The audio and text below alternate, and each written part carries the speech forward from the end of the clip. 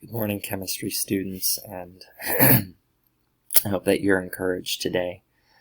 You are going to be beginning on Monday the last week of chemistry, and possibly the last week of science ever for you.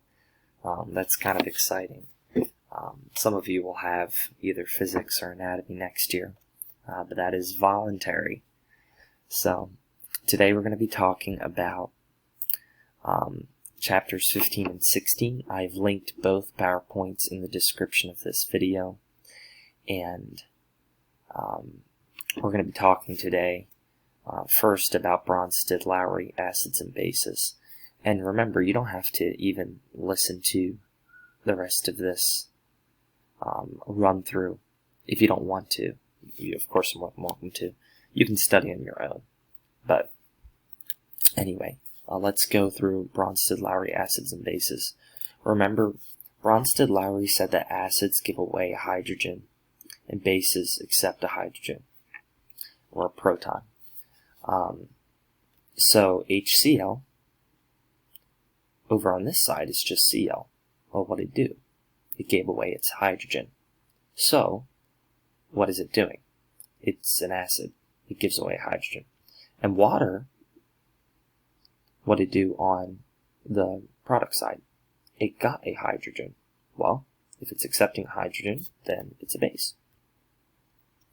And it generally follows the following format, where you have the hydrogen with the acid, and you have the base, and on this side, you have the hydrogen no longer with the former acid, and you have the hydrogen with the former base. And we call these conjugate pairs. Here's another example. You have NH3 and H2O. NH3 on the product side got a hydrogen. If it accepted a hydrogen, that means NH3 is a base. And hydrogen, take a look at what it did. On the product side, it has one less hydrogen. That means it donated it, which means that it's acting as an acid. Write the conjugate base of the following. That means these things are acids. That would mean that it gave away its hydrogen. It gave away its hydrogen.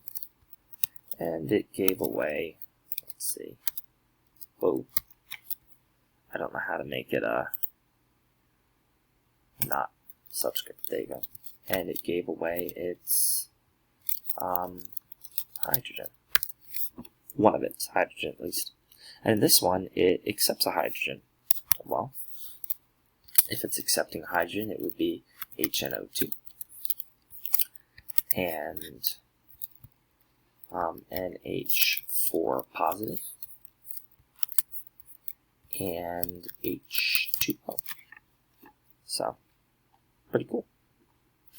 And that was pretty much the basis of the entire chapter. You had a little bit about binary acids, how to name them. Hydro, nonmetallic acid. Hydrobromic acid. Hydrosulfuric acid.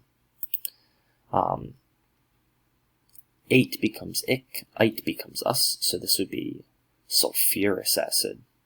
Sulfuric acid. Hypochlorous acid.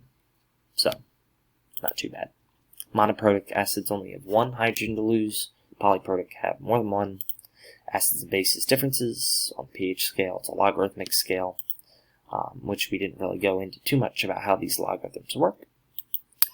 Oh, that's my child crying in the background.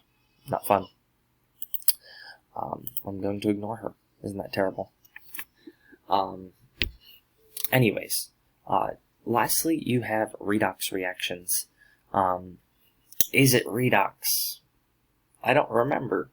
Well, let's talk about redox reactions. If it's oxidized, it loses electrons. If it's reduced, it gains electrons. So that doesn't make sense. Why is reduction gaining? Because when you gain negative, you are reduced. You remember these things by Leo? It says grr. Or oil rig if you're wildly Republican. I'm not making fun of Republicans there, I'm just kidding.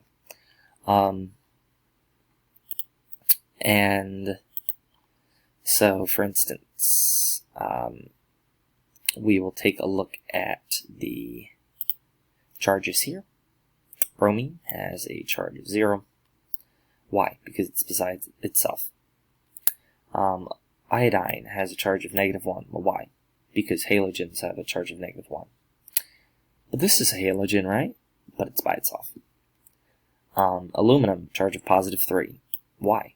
Because there's 3 -1 charges. So, anyway. In this case, bromine went from 0 to -1. It gained an electron. Gaining electron is reduction. So anyway, there's some general rules there which are relatively important. This is just a bunch of fluff here about batteries and anodes and cathodes, anox, red cat, half reactions. Yeah, you don't really need that too much. And here is oxidation number worksheet. I wonder if I have the answer key here. No. I'll make you an answer key. How's that? And I'll attach it to this video. So anyway, in this case, give the oxidation number. Oxygen is -2, which means that it'd be a total of -6, making nitrogen +3. Carbon by itself, 0. Chlorine, -1. Sodium, +1. Hydrogen, +1. There's 4 of them, which makes carbon -4. Etc., etc., etc. So, if you have any questions, please let me know. I want you to understand this, and I know it's hard, and I don't want you bombing the exam. And normally I would help you a lot in class, but we're not in class. So, it's kind of up to you to study. So, please talk to me if you need some help. And I'll see you guys later.